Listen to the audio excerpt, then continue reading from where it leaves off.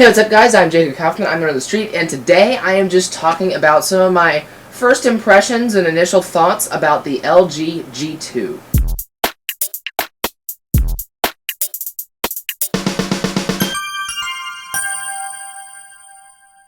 It is December 28th, 2013, and Christmas was just a couple days ago. And yeah, I got, for one of my Christmas gifts, a brand new phone, an LG G2, and I am really happy I got this, because my old phone, which was the Motorola Atrix 2, yeah, not exactly doing very well. You can see it's not even turned on right now, and it is plugged in at the moment. Because if I leave this unplugged for a few hours, then the battery dies, even if I'm not using it at all. So yeah, I need a new phone. That was one thing among a ton of other problems with that. And I got an LG G2, which was exactly what I asked for. There's a few reasons I asked for this phone.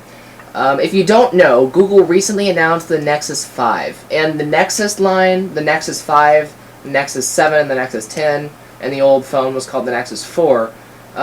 Google makes products called Nexus products that are basically Google's flagship Android devices. So, you know, you can get stuff from LG and Samsung and all kinds of other companies, but the Nexus line is like the official stuff that Google doesn't make them, but Google helps develop them and Google endorses them. So they are basically the best of the best, or they're supposed to be the best of the best of Android devices. Now, like I said, Google recently announced a new Nexus device, the Nexus 5, which is their new flagship phone, and that is made by LG. And LG also made the LG G2, and the G2 is the successor to a phone called the LG Optimus G, but they kind of dropped Optimus from the name. Not sure why, not sure why it was there in the first place.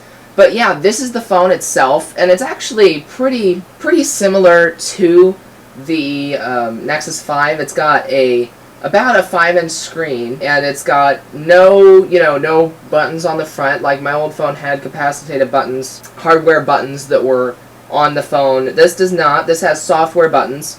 But you'll notice something if you look around the edges of the G2 that is quite a bit different from most other phones. There are no buttons. No buttons on the top, no buttons on the sides, no buttons on the bottom. On the bottom there are two speaker grills, which I'll get to in a bit. There's a micro USB port and a headphone jack. But yeah, there's no buttons. And of course there have to be buttons somewhere. There has to be at least a power button. Where are those? They're on the back. And I find that pretty cool, just because it's something new and exciting. I know, not the most revolutionary thing. You still have the same three buttons you find on most Android phones. You've got the power button in the middle, and then you've got volume up and volume down. And then right above all those three buttons is the camera and the LED flash. Now the back of this phone does not come off. The SIM card tray is on the left side of the phone right here. But yeah, the back does not come off, so not a replaceable battery. The Korean version, the back did come off. So if you go to Korea and get this phone, or if you get the Korean version of this phone somehow, you can take the back off, and there's even a micro SD card slot in the Korean version, but there's no expandable storage in this version, which is the US AT&T version, which, by the way, the AT&T version and the Verizon version look a little bit different. The Verizon version has buttons that are kind of tilted inward to the device. The AT&T version instead kind of bumps the buttons out of the device, which I prefer. And then the Verizon version has a silver sort of ring surrounding the camera, whereas AT&T, it's just all black. But yeah, hardware-wise, there's no other differences between AT&T and Verizon versions of this. But yeah, like I said, this version, no removable back. So my old phone, my Atrix, had this kind of rubberized texture on the back. And the back on the Atrix was able to be taken off.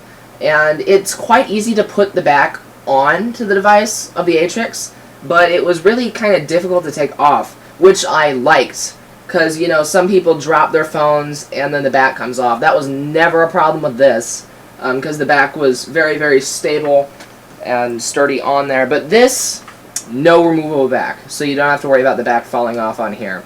But if anything inside the phone breaks, then you will have to send it in. You cannot do repair work yourself on this. So I'm just going to start throwing out random stuff. First of all, I mentioned the speaker grills, and this is kind of odd. 2 speaker grills, so you think that there would be 2 speakers in there, right? Well, actually, the real speaker is on the right grill. I'm not sure if there's a microphone in the left grill. There very well could be. Actually, that's probably what it is. The left grill probably has a microphone, because when you're talking, it needs a microphone at the bottom. But the left grill is not speakers. It's just a microphone, and I can demonstrate that if I open up and just start playing some music. Yeah, let me just go to ringtones and play my ringtone, just because that's the only thing I can think of. Cover this grill up. You can hear the difference, right? Cover this grill up. There's no difference. So you can hear that, you can definitely hear that all the sound is coming out of the right grill. The left grill is either just for looks, or there's almost certainly a microphone in there. Now let me talk about the microphone. I did upload a video not too long ago. It was last week. Let me just make sure we're still recording. I uploaded a video like earlier this week, just like yesterday or the day before, actually, that I recorded with this. And the video quality was pretty good. The audio quality could have been much better. And I am going to still be working on that, because right now this does not have stock Android on it that LG ships. This has CyanogenMod, and that's what I used to record that camera test video that I made. The reason that audio may have been off in that video is because there are actually multiple microphones in this phone that kind of combine to theoretically give you a better sound, but without the right software to interpret that sound. You know, I was using CyanogenMod, just normal camera app. I'm guessing that's why it didn't sound as good as it should have.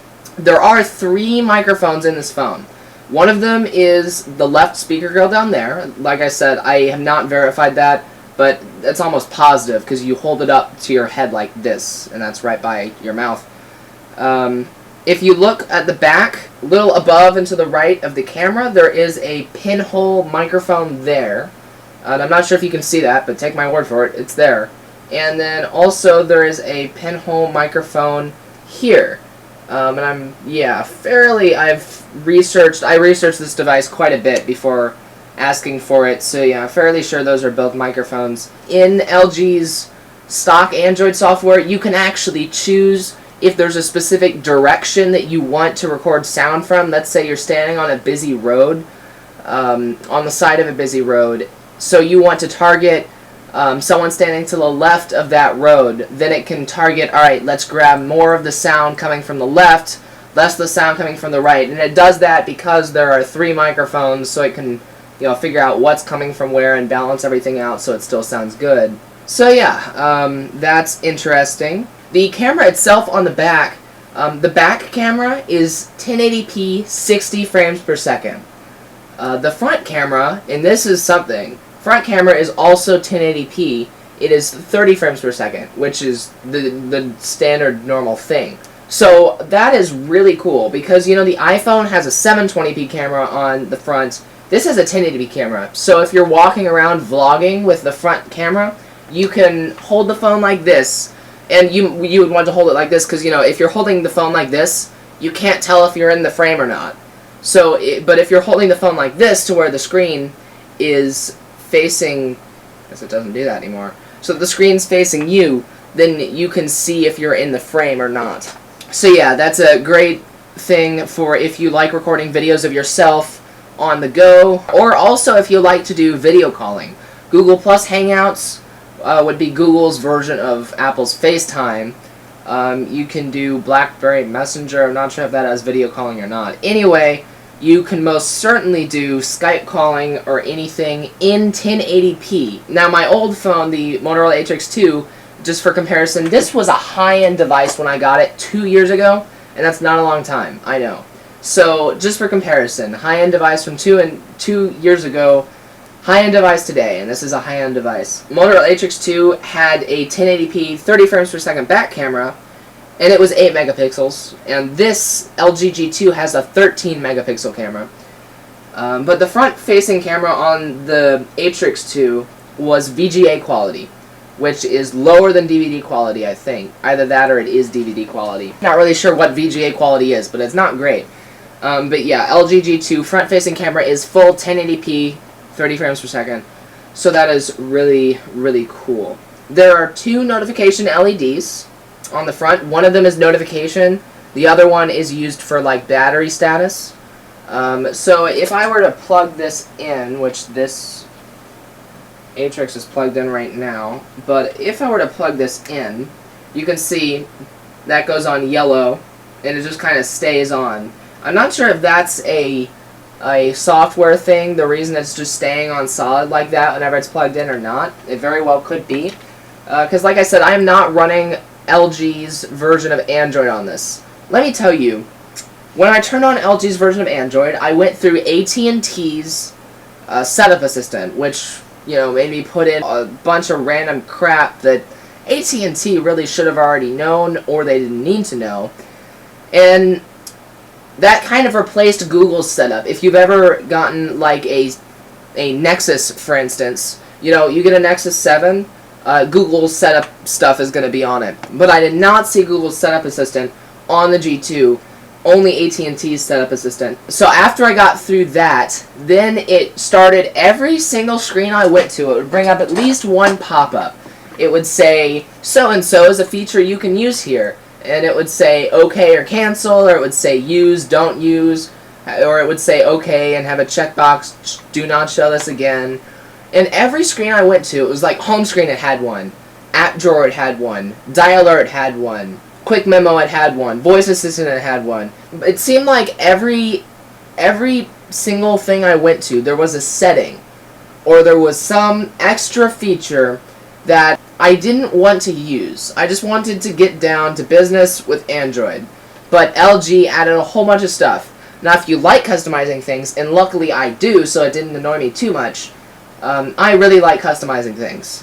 So I did not mind all those options. The thing is, even though I like customizing things, none of the options were really all that useful. Some of the things like 3-finger swipe to the left to multitask apps, Android already has multitasking built in, which LG's version did not have a multitasking button. You see, I have CyanogenMod here. There's a multitasking button I can tap to get to all my recent apps.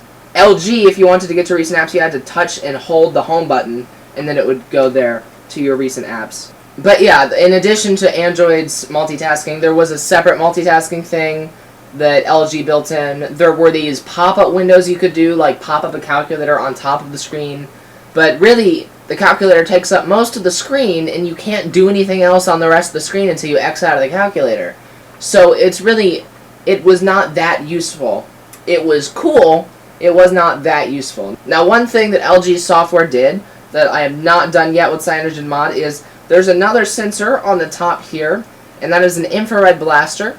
Basically, LG had a quick remote app that I started it up, and I selected the brand of TV that's in our living room downstairs. And it actually worked. Their app worked really well. It said, power button. Press the power button and see if it works. Does it work? Yes, no. I tapped no. Does it work? And I tapped no again, and then does it work? And then it worked. So it was just cycling through different settings until it worked, based on manufacturer first, of course. And then I was able to control my TV and my cable box and my Blu-ray player with my phone, and that was pretty cool. Like, if you ever lose your remote, you can do that, or it's just a fun party trick, because you didn't need to confirm it with the TV. You can, I don't know, do that at someone else's house, I guess, although that would be, I'm not endorsing that. But yeah, basically, LG's software had a whole bunch of options built in that just were not that useful. The keyboard seemed useful at first. There were these 2 buttons that you could assign them to any special character that you want, but I don't know. It seemed like I needed 3 buttons, not 2, that could be assigned to special characters, because I kept changing both of them. Yeah, it just wasn't way too great. So yeah, I really am glad that I did root this phone, and with the help of the folks over at the IRC chat room, I installed CyanogenMod 10.2 stable on it, not nightlies. I'm not going to do nightlies on a phone I need to use every day. But I did install the stable version of CyanogenMod. And basically, if you don't know what CyanogenMod is, it is a custom Android ROM. And if you don't know what a ROM is, let me just put it this way. If you get a computer from HP, HP is going to install all of their programs on it, right? You're going to turn the computer on, and there's going to be HP's Setup Assistant. And then once you're through with HP's Setup Assistant, there's going to be a bunch of HP programs. HP Update, HP, HP Quick Media, or whatever it was called. HP, like, all their CyberLink trial stuff, and all that crap. And there's going to be, like, a Norton free trial, because that's always on computers. And it's just a whole bunch of stuff you don't want or need, right? So you have two options. You can either go through and individually take out all of HP's software, or you can reinstall Windows yourself. And yes, reinstalling Windows right after you set up your computer and see that all of HP's stuff on it. Some people do that.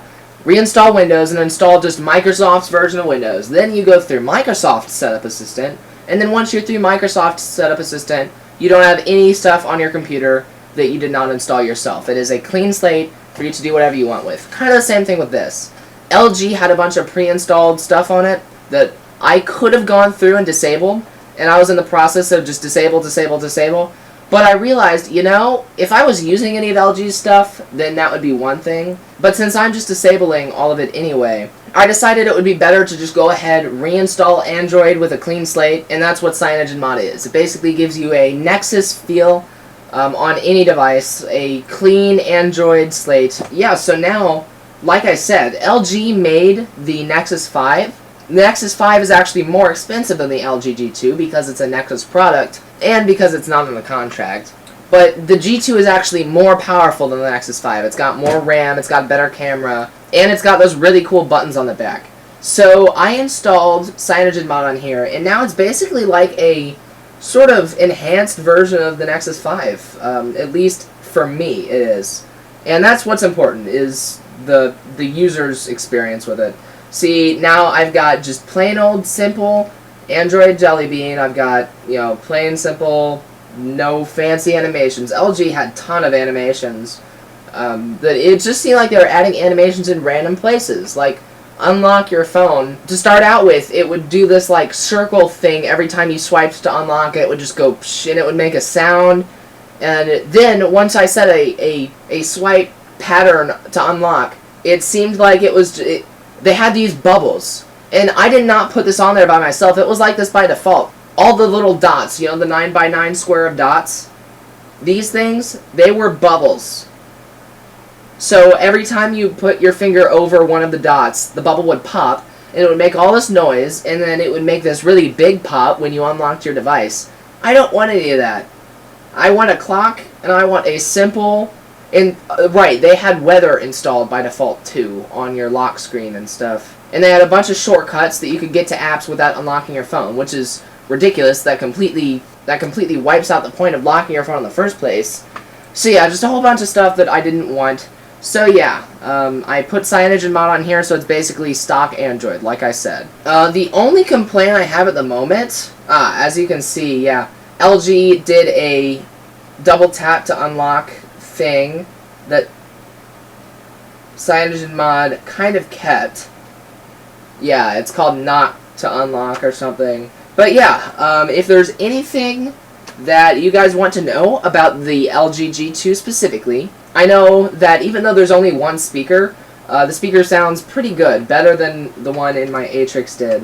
So yeah, if there's anything specific you guys want to know about either the LG G2 or about CyanogenMod, then please do let me know, because I've got an LG G2 with CyanogenMod. Oh, I have to mention the battery. 3,000 milliamp hour battery in this thing, and that is huge. It's not just physically huge, it's like a huge implication, because my Atrix, one of the biggest problems was I could not get through a freaking school day without the phone running out of battery. I unplugged this yesterday morning, and it's still at 37% battery. So yeah, and I've been using it. So way better battery life than my old phone. Definitely very good battery life for a smartphone. And finally, I gotta talk about smudging. The back of the phone smudges worse than the front of the phone. Now the back, you may or may not be able to tell, has a sort of sort of texture on it. It's diagonal, like diagonal stripy dotted lines. Don't let that fool you though. This is glossy plastic. Glossy, glossy, glossy, glossy. And I can see like the oil from my finger. And that's not oil. I don't have greasy hands. That's just natural human skin oil that you have on your fingers too. I can see it tracking off on this. Yeah, it's just kind of gross. So you can either go two ways with the glossy on the back. You can either choose to not care and just let it get smeared up, and just once it's smeared up enough, you know, you stop really noticing. Or you can choose to wipe it off constantly, and that's what I've been doing. Not wiping it off constantly, but whenever I sit down at my desk, I've just been wiping it off whenever I happen to get it out of my pocket at the desk. Barely notice the smudging on the screen itself, and the screen's really easy to wipe off. Like, it's clean now, just because I gave it that little wipe. But the back has a whole lot of smudging, and you can wipe the back for a while before the smudging comes off. So yeah, definitely something to keep in mind. Definitely, I would not call that a deal breaker. Do not choose not to get this phone because of the smudging, but yeah, I will certainly be doing a full review of this in the future, maybe in a few weeks after I've used this for a while longer. But this was just some of my first impressions. I'm sure I will learn more about this device. But yeah, so far this looks to be a really great high-end Android phone. And if you are brave enough to install CyanogenMod on your phone, then I would certainly recommend this to you. If you're not brave enough to root your phone and install CyanogenMod, then I do warn you, if you get this, it's going to have a whole lot of software stuff installed. This has 2 gigabytes of RAM, and less than a gigabyte was free on LG's stock firmware. Less than a gigabyte was free, just not even doing anything without any apps open, without any apps in the recent memory. So yeah, there's a whole lot of stuff. I would say that the hardware outweighs the software, but just be aware of that. Be ready to go through and disable it all and save yourself some hassle. So yeah, let me know once again if there's anything about this or about CyanogenMod you'd like to see. Also, if there's anything about the Nexus 7 or anything about, I'm using the ROM on here, Paranoid Android. If there's anything about that you want to know, CyanogenMod is for non-Nexus devices, and it's making it more like a Nexus product. Paranoid Android is only for Nexus products, and it's actually adding features rather than removing them, like CyanogenMod is. So yeah, kind of polar opposites. Let me know if you want to. I might install Ubuntu Touch on here pretty soon. But yeah, anything about Android you want to know about the Nexus 7 or the LG G2, let me know. But anyway, that's all for now. I'm Jacob Kaufman. I'm there on the street, and I will see you later. See ya.